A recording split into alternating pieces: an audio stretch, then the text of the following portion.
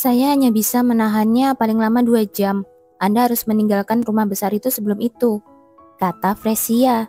Max menatap rumah bangsawan itu sambil mengingat kata-katanya. Tanpa sadar, ia mengatupkan giginya karena diliputi kegelisahan. Ketika akhirnya ia melihat bayangan yang dikenalnya dari jauh, ia mengangkat sudut bibirnya. Akhirnya dia bergerak. Max melintasi taman, dengan mudah menghindari para penjaga di sekitar rumah besar itu. Setelah sampai di tepi bangunan yang sudah familiar, dia melihatnya lagi. Karena dia bisa berdiri, sepertinya pergelangan kakinya sudah baik-baik saja sekarang. Tanpa sadar ia tersenyum, mendapati dirinya terpikat oleh pemandangan itu. Namun ia segera tersadar. Mengapa aku tersenyum seperti orang bodoh? Aku harus mengatakan padanya apa yang perlu kukatakan padanya sebelum kehabisan waktu. Max kemudian menyadari bahwa ia tidak punya hal yang perlu dibicarakan dengan Jubilian dan tenggelam dalam pikirannya. Ini membuatku gila. Ia kecewa pada dirinya sendiri karena melakukan hal-hal yang tidak ia mengerti. Tetapi dorongan untuk melihat wanita itu dan menatapnya cukup kuat untuk mendorongnya maju. Dia mengetuk jendela dengan jarinya, membuat wanita itu berbalik. Kulitnya berwarna putih susu. Rambutnya bersinar memancarkan cahaya, bibirnya yang berwarna koral sedikit terbuka, dan matanya yang berwarna biru lembut tampak penuh misteri. Semua ciri inilah yang telah mengganggu pikirannya beberapa hari terakhir. Ekspresi yang bodoh, gerutu Max dalam hati, mencoba mengabaikan debaran jantungnya. Namun saat senyum lebar muncul di wajahnya, usahanya menjadi sia-sia. Bahkan ekspresi bodohnya pun cantik. Dia terus menatap wajahnya seolah kesurupan ketika pintu yang menghubungkan balkon ke kamarnya terbuka. Selamat datang. Jantung Max berdegup kencang saat wanita itu menyapanya dan menggenggam tangannya dengan tangan yang lebih kecil. Max berusaha menekan emosinya sebisa mungkin. Ia takut wanita itu tahu bahwa ia telah terguncang oleh tindakannya. Saat ia melihat senyumnya yang tak tergoyahkan, jantungnya mulai berdebar lebih kencang. Kenapa kau tersenyum bahkan saat aku bersikap kasar padamu? Max melotot ke arah Jubilian, penasaran apakah Jubilian punya motif tersembunyi untuk bersikap begitu baik padanya. Bibir merah koralnya pun terbuka. Hei, apa kau mau keluar bersamaku? Max menatapnya dengan bingung, terkejut dengan kata-kata yang keluar dari bibirnya. Pergi keluar? Apa maksudnya? Ketika sebuah pemikiran tiba-tiba muncul di benaknya, dia merasa seperti tertimpa beban berat. Apakah mungkin dia bersikap baik padaku selama ini karena dia menyukaiku? Max selalu membenci orang yang mendekatinya dengan agenda tersembunyi. Tetapi saat memikirkan wanita itu melakukannya, ia merasa anehnya hal itu dapat diterima. Sekarang setelah mengetahui alasan di balik keramahan wanita itu, ia pun merasa lega. Begitu ya? Itu sebabnya dia berkata begitu. Ia mencoba mengendalikan ekspresinya dan menurunkan sudut bibirnya yang terus berusaha membentuk senyum. Oh, agar kau tidak salah paham, aku tidak menyukaimu. Aku hanya ingin hubungan kontrak. Jadi bisakah kau berhenti cemberut? Max langsung mengerutkan wajahnya dengan kesal mendengar perkataannya. Rambutnya hitam legam dan matanya berkilauan seperti permata merah. Pria tampan dengan wajah yang simetris sempurna itu sedang mengerutkan kening menatapku.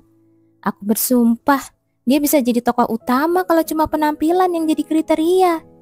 Pria ini adalah murid ayahku, jadi tidak diragukan lagi bahwa dia adalah pendekar pedang yang terampil dan seseorang yang disetujui ayahku. Dia adalah orang yang paling tepat untuk bersikap seperti pacarku di hadapan ayahku. Alangkah baiknya jika dia bisa bekerja sama denganku tanpa membuat keributan.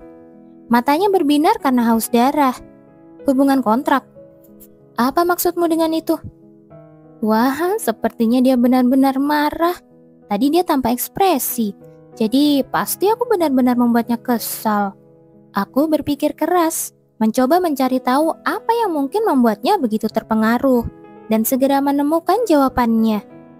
Ah, benar. Kalau dipikir-pikir, aku belum menyebutkan keuntungan yang akan didapatkan dari tawaranku. Aku dengar para tentara bayaran sangat sensitif terhadap persyaratan pekerjaan mereka. Jika aku menawarkan sesuatu yang tidak sesuai dengan keinginannya, dia mungkin akan menolak dan langsung meninggalkan mansion ini. Sebagai ganti berkencan denganku, aku akan memberimu semua uang yang kamu inginkan. Matanya menjadi lebih tajam saat aku selesai bicara. Jadi aku menambahkan syarat lain. Tentu saja ini hanya untuk sementara, jadi kamu tidak perlu khawatir. Kamu hanya perlu berkencan denganku sampai aku bisa mandiri dan meninggalkan tempat ini. Dia melonggarkan ekspresinya dan menghela nafas. Kenapa kamu ingin meninggalkan tempat ini? Bukankah itu akan menjadi kehidupan yang sulit? Menanggapi pikirannya yang sederhana, aku tersenyum pahit dan berkata, ingat waktu aku memberitahumu bahwa ayahku membuat daftar calon pasangan pernikahan untukku? Saat dia mengangguk perlahan, aku tertawa kecil. Masalahnya, ayahku sudah memutuskan dengan siapa aku akan menikah. Jika kamu benar-benar tidak menyukai orang itu, kenapa kamu tidak menolaknya saja? Ya, dia adalah seseorang yang tidak akan bisa aku tolak meskipun aku mencobanya. Dia menatapku dingin. Siapa orang ini yang bahkan kamu, putri seorang duk, tidak bisa menolaknya? Tanyanya dengan suara rendah. Itu nada yang sama saat dia bertanya, apakah ada yang menggangguku di pesta kemarin? Tawa aneh keluar dari bibirku. Dia mungkin berpikir aku tidak pintar menghadapi situasi ini. Memang masuk akal kalau aku marah akan keadaanku, tapi anehnya aku sudah tidak merasa kesal lagi. Kenapa kamu tertawa? Dia menatapku dengan pandangan tidak setuju, seolah-olah dia mengira aku menertawakannya. Oh, aku hanya kebetulan tertawa saja. Ketika aku mengelak pertanyaannya, dia malah mengernyitkan wajahnya. Jadi, siapa orang ini? Sudah lama aku menyadari sifatnya ini. Dia benar-benar orang yang gigih. Intinya adalah aku akan dipaksa menikah. Identitas orang itu sebenarnya tidak penting.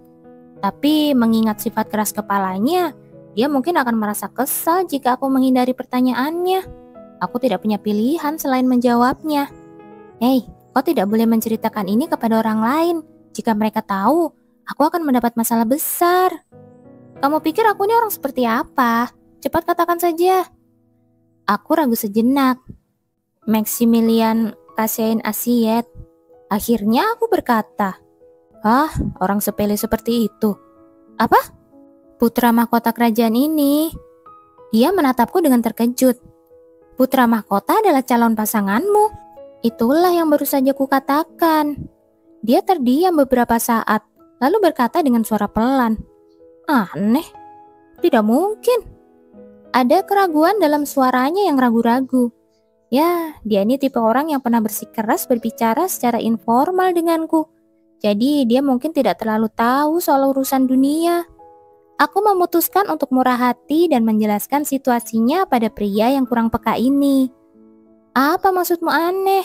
Meskipun penampilanku seperti ini, aku tetaplah putri seorang duk.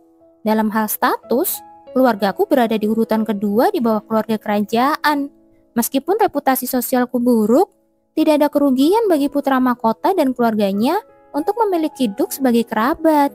Saat aku selesai memberi penjelasan panjang itu, dia tertawa kecil dan berkata, itu benar juga. Aku bertanya-tanya, apakah dia benar-benar mengerti? Tapi untuk saat ini, aku melanjutkan penjelasanku. Itulah sebabnya aku tidak akan bisa menolak putra mahkota sebagai calon pasangan pernikahanku. Dulu, ada seorang penyihir agung bernama Asiet yang mendirikan kekaisaran Asiet. Konon, sebagai seorang tuan dan raja yang hebat, dia menggunakan sihir untuk menyelesaikan masalah rakyatnya. Karena itu, keturunan Asiet dihormati seperti dewa. Mungkin inilah alasan mengapa murid ayahku memiliki ekspresi yang sangat kaku. Karena alasan ini, aku berencana menunjukkan kepada ayahku bahwa aku sudah berkencan dengan orang lain sebelum dia membahas putra mahkota. Dia tidak akan bisa memaksakan pernikahan jika putrinya terlibat skandal dengan pria lain. Pada saat itu, murid ayahku membuka mulutnya. Jika putra mahkota tidak keberatan, apa yang akan kamu lakukan? Bulu kuduku meremang saat mendengar dugaan mengerikan itu, tapi aku berusaha keras untuk tidak menunjukkan ketakutan. Itu tidak mungkin. Keluarga kerajaan pasti gila kalau menyetujui seorang wanita yang sudah berkencan dengan orang lain. Aku terdiam karena merasa terganggu dengan perubahan ekspresinya. Ada apa dengannya? Dia mengerutkan kening saat mendengar kata gila. Saat itu dia berkata, "Mungkin saja kan, kau sesuai dengan selera putra mahkota." Aku sesuai dengan selera putra mahkota. Sebuah getaran dingin menjalar di punggungku. Aku sudah menduganya. Memang aneh dia sengaja datang ke ruang bayangan hanya untuk menyiksa aku sejak awal. Jika aku benar-benar tipe putra mahkota, akan sulit untuk lepas darinya. Karena orang gila bisa saja menemukan kesenangan dalam membunuh dan menyiksa orang lain tanpa alasan. Aku bergidik memikirkan hal-hal mengerikan ini dan segera mencoba menenangkan diri. Kalau begitu, aku harus lari, kataku. Begitu aku mengatakan itu, ekspresinya membeku. Kenapa dia memasang wajah seperti itu sekarang?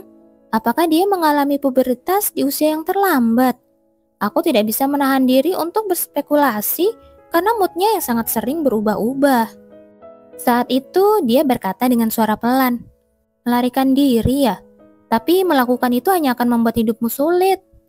Aku mengangguk sebagai jawaban. Ya, aku pikir aku akan lebih bahagia hidup tanpa uang daripada menikah dengan putra mahkota. Meskipun aku harus mengorbankan warisan dari ayahku, aku bisa menjual perhiasanku untuk mendapatkan uang yang lumayan. Bahkan tanpa warisan, aku bisa menghidupi diriku dengan menjalankan bisnis kecil.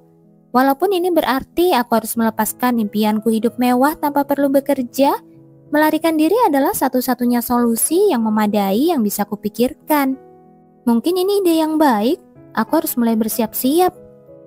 Saat itu, aku mendengar suara pelan. Aku pergi. "Tunggu!" Aku memanggilnya, tapi dia sudah pergi tanpa mendengarkan apa yang ingin kukatakan. Setelah aku menerima kepergiannya, aku menghela nafas. Setidaknya, kamu bisa memberitahuku, kamu menerima atau menolak permintaanku. Presia diam-diam mengamati Dukroyen saat dia memeriksa dokumen yang dia berikan padanya. Demi Tuhan, semoga dia tidak menyadari apapun. Punggungnya sudah basah oleh keringat dingin. Dia hanya berhasil menahannya selama 1 jam, yang sudah merupakan sebuah pencapaian. Saat itulah Regis menutup map. "Aku sudah memeriksa dokumen yang kau berikan, tapi aku tidak melihat ada yang berbeda dari sebelumnya." Saat Duk itu hendak berdiri dan pergi, Presia dengan tenang berkata, "Itu tidak mungkin kalau Anda periksa dengan teliti, Julia." Ekspresinya berubah keras saat Duk memanggil nama aslinya. Dia tahu bahwa Duk hanya melakukan ini ketika dia hendak mengancamnya. "Aku tidak tahu apa tujuanmu, tapi jika kau melakukan hal seperti ini lagi, aku akan membatalkan kesepakatan kita." Regis berdiri setelah memperingatkannya. Dia melirik Duk tersebut. "Tapi saya punya informasi tambahan. Apakah Anda yakin tidak ingin melihatnya?" tanyanya. Sebagai tanggapan, pria yang tadi memasang ekspresi bermusuhan itu kini duduk kembali dengan patuh. Sebuah senyum muncul di wajah Frexia. Reaksinya membuatku penasaran, seperti apa Lady Ployen sebenarnya. Dia berhasil membuat tuanku dan orang menyeramkan ini begitu patuh. "Jadi, apa yang ingin kau tunjukkan padaku?" Frexia mengeluarkan map lain. "Ini, aku berencana mengungkapkan informasi ini nanti, tapi mau bagaimana lagi?" Frexia memutuskan untuk menunjukkan kartu terakhirnya kepada Regis. Aura pembunuh terpancar dari mata Regis saat dia meninjau dokumen itu. "Apakah ini benar?" Frexia mengangguk dan menyesap tehnya tanpa langsung menjawab. Setelah teh itu melewati tenggorokannya, dia meletakkan cangkirnya dan tersenyum manis. "Pernahkah Anda melihat saya membuat kesalahan?" Regis mengeraskan ekspresinya dan berdiri. "Aku pergi." Frexia menatap punggung Duk yang semakin menjauh, lalu melihat jam. Ini sedikit lebih awal dari yang kujanjikan pada tuanku. Tapi dia mungkin bisa menanganinya. Dia mengangkat cangkirnya lagi untuk meminum sisa teh yang sudah dingin sebelum menaruhnya kembali ke piring dengan agak kasar.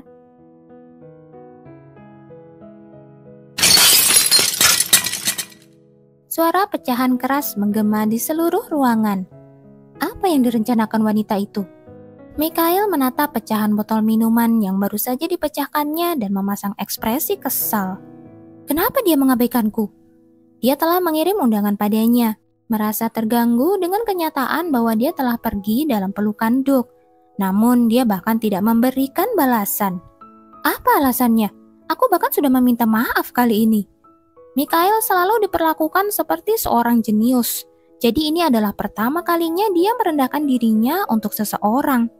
Ketika permintaan maafnya bahkan tidak menghasilkan respon, itu benar-benar menghantam harga dirinya. Sialan, sebenarnya apa yang salah? Meskipun dia sudah meminta maaf dan mencoba menghubunginya, Jubilian sama sekali tidak memberi perhatian padanya. Dialah yang secara aktif mencarinya sekarang.